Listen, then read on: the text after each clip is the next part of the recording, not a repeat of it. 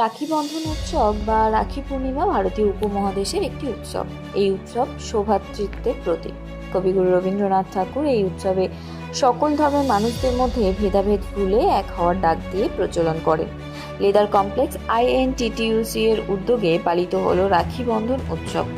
INTTUC এর সভাপতি রাকেশ রায় চৌধুরীর উদ্যোগে কলকাতা লেদার কমপ্লেক্সে 1 নম্বর গেটের সামনে পথ চলতি মানুষদের রাখি পরালেন। আমাদের প্রতিনিধি পৌঁছে গেছিলেন সেখানে। আপনাদের প্রতিনিধির মুখোমুখি হয়ে উনি কি জানালেন শোনাবো আপনাদের।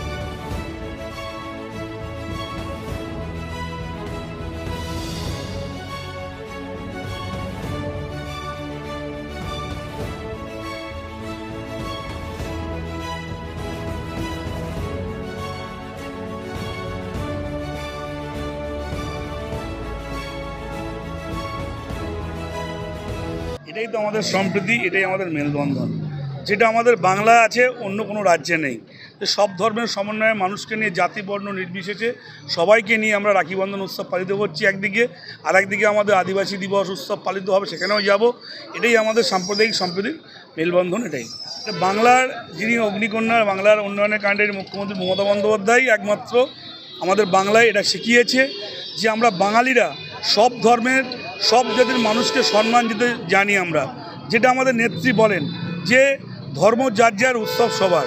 তাই আজকে রাখি বন্ধন উৎসবে আমরা একসঙ্গে, দেখুন, হিন্দু, মুসলিম, বৌদ্ধ, খ্রিস্টান, এখানে আমরা যারা আছি, আমি আছি, এখানে আমাদের বাপ্পা বৈদ্য আছে, নাসিরদা আছে, আমার সত্যদা আছে, আইজুল আছে, শিবশঙ্কর আছে, সবাই আমরা, অশোকদা আছে, আমরা একসঙ্গে হিন্দু মুসলিম আমরা এখানে দিনটা পালন করছি। এটাকে একদম খুব নিন্দজনক ঘটনা যে আসাম এবং মহারাষ্ট্র মতন জায়গায়, যেখানে আজকের আমাদের এই লেদার কমপ্লেক্সে ভারতবর্ষের ভিন্ন রাজ্যের পরিযায়ী শ্রমিক বহু আছে, উড়িষ্যা, ঝাড়খণ্ড, ইউপি, মহারাষ্ট্র, মধ্যপ্রদেশ, কিন্তু আমরা কোনোদিন বলি না যে আপনি বিহারের ভাষায় কথা বলবেন না, উড়িষ্যার ভাষায় কথা বলবেন না।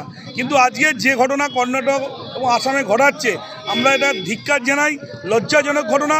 অবিলম্বে এই জিনিসটা বন্ধ হওয়া দরকার।